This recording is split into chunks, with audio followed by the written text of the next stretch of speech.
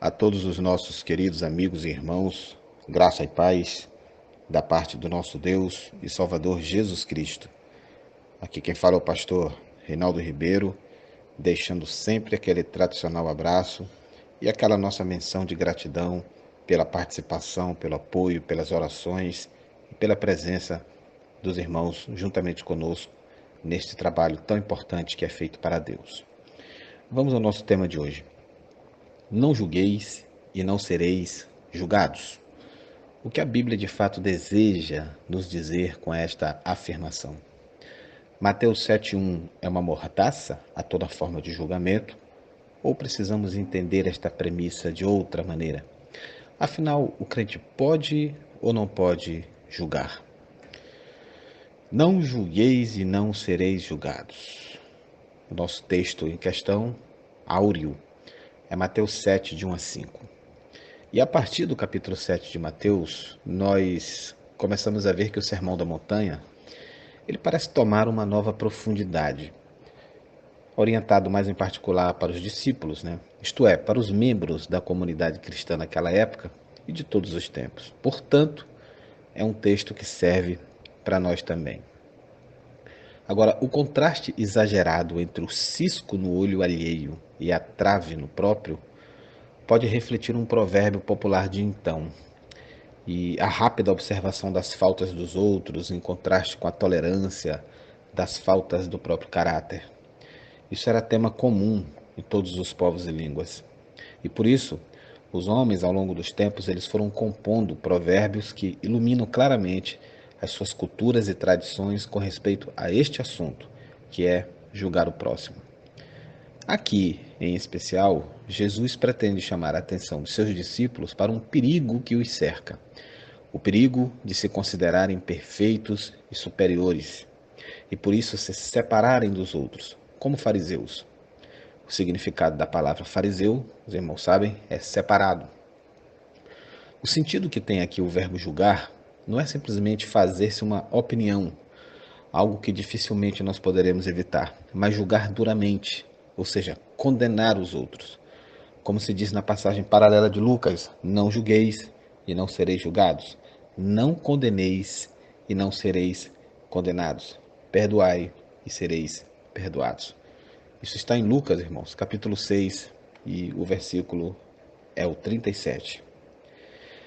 O julgamento, ele pertence a Deus e não a nós, porque só Deus conhece a fundo o coração do homem. Constituir-se em juiz dos outros é uma ousadia irresponsável. É tomar o lugar de Deus. Deus nos aceita e ama a todos, tal como somos.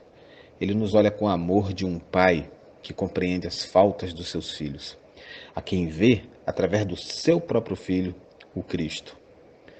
Se anteriormente, ao longo do discurso da montanha, Jesus falou do perdão das ofensas e do amor, inclusivamente ao inimigo, para tentar aproximar-nos ao menos um pouco da perfeição de Deus, agora ele está apontando a imitação da sua misericórdia. Deus se compadece de todos e corrige os que caem, para que se convertam e acreditem nele. À medida que usamos de compaixão com os outros, meus queridos irmãos, estes também a usarão conosco. Isso não quer dizer que Deus, a quem não se menciona no texto por respeito, ele nos julgará com a nossa medida injusta e impiedosa. Esse não é o seu modo de proceder. Certamente quem age assim com os outros expõe-se a um julgamento mais severo para si mesmo. Deus teria, digamos, duas medidas para o seu julgamento, uma de justiça e outra de misericórdia. Ele nos medirá com aquela que nós utilizarmos nesta vida com os irmãos. É a mesma lição da parábola do devedor insolvente, que é perdoado e não perdoa, ou a contida petição do Pai Nosso: perdoa as nossas ofensas, assim como nós perdoamos a quem nos tem ofendido. O que condena o irmão, ele auto-exclui-se do perdão de Deus e ele cai sob a jurisdição da lei, que não deixará de acusá-lo e condenar como imperfeito que é. Todos nós somos imperfeitos, irmãos, tanto e mais que os outros, ainda que julgando-nos com superioridade ou os desprezemos. Tal atitude, desprovida de amor, ela provém da nossa própria cegueira que nos impede de ver os nossos defeitos. E manter conscientemente tal postura é hipocrisia astuta, cujo modelo no Evangelho são escribas e fariseus. É muito velho o costume de criticar os outros. Assim, pensamos justificar-nos a nós mesmos como melhores. Mas a experiência demonstra que os mais críticos, os que julgam ser perfeitos, saber tudo e ter a melhor solução para qualquer problema, costumam ser os que menos fazem e mais falam. Um olhar no espelho, uma vista de olhos à nossa pequenez e insignificância, à nossa trave no olho, minimizará, sem dúvida, as falhas dos outros e nos fará mais tolerantes e acolhedores, pensando que os outros também têm que nos suportar. Conhecer as nossas próprias limitações, admiti-las e aceitá-las, nos ensinará a estar e viver com os outros. Assim, caminharemos em verdade e simplicidade, com ânimo de fraternidade, tolerância e compreensão para com os outros, sem os condenar. Se Deus é otimista a respeito do homem e o ama apesar de tudo, o discípulo de Cristo há de fazer o mesmo em relação aos seus irmãos. Este é um caminho mais seguro para a realização e a felicidade pessoal do que o engano da presunção.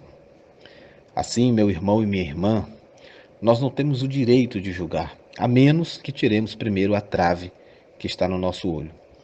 Ou seja, se eu sou um exemplo, no caso, tenho todo o direito de julgar, mas através da Escritura. Logo, se eu sou um homem íntegro diante de Deus no que concerne a alguma prática, seja ela confessional, doutrinária ou moral, tenho duas ferramentas em mãos e que contribuem entre si para o julgamento cristão. Primeiro, o fato que a Escritura Sagrada condena expressamente determinada prática. E em segundo, eu sou um homem que não pratico tais coisas, e assim a trave do meu olho já foi tirada. E se eu tirei a trave do meu olho, tenho todo o argumento para tirar o argueiro do olho do meu irmão. Mas se esta não é a minha realidade, sou pior que todo aquele a quem critico, justamente por não me examinar antes de apontar o dedo para o meu próximo. Logo, que a nossa falsa inocência não nos engane, porque esse é o julgamento condenado pela palavra de Deus. Agora, a questão que não quer calar é: isto significa que não posso julgar de modo algum? Eis aí o grande engano do qual muitos tiram proveito e no qual Satanás muito se alegra. E nós vamos esclarecer então esse outro lado da moeda. Disse Jesus: não julgueis para que não sejais julgados. Mateus 7:1. Esse versículo é citado por muitas pessoas para condenar qualquer pessoa que critica as doutrinas ou práticas religiosas de outros. E, ironicamente, as pessoas que usam o texto não percebem que estão julgando a outra pessoa culpada de desobedecer esta proibição. É pecado julgar? Como é que nós devemos entender essas palavras de Jesus? Jesus condena o julgamento hipócrita, irmãos. Ele emprega uma imagem engraçada até para ilustrar o ponto. Uma pessoa está sofrendo por causa de um cisco no olho, quando vem a outra oferecendo tirá-lo. Só que a outra, que é o juiz hipócrita, tem uma viga no olho dela. Jesus disse que nós temos que tirar nossas próprias vigas antes de remover os ciscos dos outros. Não devemos condenar probleminhas dos outros quando praticamos pecados muito mais graves. Jesus condena a atitude negativa do censor. Algumas pessoas vivem para criticar, sempre procurando e destacando as falhas dos outros. Tais pessoas convidam outros a ser críticos também. Quando condenamos as pequenas falhas de outros, eles terão motivo para nos condenar. E aí você deve considerar o exemplo do servo que não perdoou o outro. Está lá em Mateus 18, de 23 a 35. Aqui também Jesus ele não condena a avaliação dos outros. Mateus 7 mostra claramente que Jesus não está condenando a avaliação. Nós temos que discernir entre o certo e o errado, entre as pessoas que praticam as coisas de Deus e as que andam no erro. No versículo 6, Jesus exige o julgamento de pessoas que ouvem o Evangelho e a rejeição dos porcos e cães. Do versículo 15 até o 20, Ele ensina sobre o julgamento de professores pelos frutos. Veja Mateus 16, versos 6 e o 11 e 12. Paulo também exige o julgamento. Não é bastante dizer que o servo de Cristo pode julgar. O discípulo de Jesus é obrigado a julgar. Às vezes, alguém na igreja terá que julgar outros irmãos para resolver problemas. Veja 1 Coríntios 6, de 1 a 5. Em geral, todos nós temos que julgar todas as coisas, retendo o bem e rejeitando o mal, como está em 1 Tessalonicenses 5, de 21 a 22. Para discernir entre essas coisas, é necessário crescer espiritualmente, como está em Hebreus 5, de 12 até 14.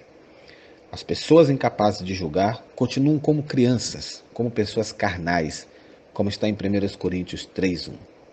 Logo, irmãos, o propósito do julgamento que Deus exige de nós não é para condenar ninguém ao castigo, mas para evitar o pecado e ajudar outros também a ficarem livres de todo o mal. Assim, meus amados irmãos, entendamos com sabedoria, com prudência e com um olhar bíblico o significado do julgar aceitável por Deus e o significado do julgar reprovado por Deus. São situações muito diferentes e nesse texto de Mateus, no capítulo 7, isso fica muito claro. Que o Senhor nos abençoe e um forte abraço a todos, em nome de Jesus.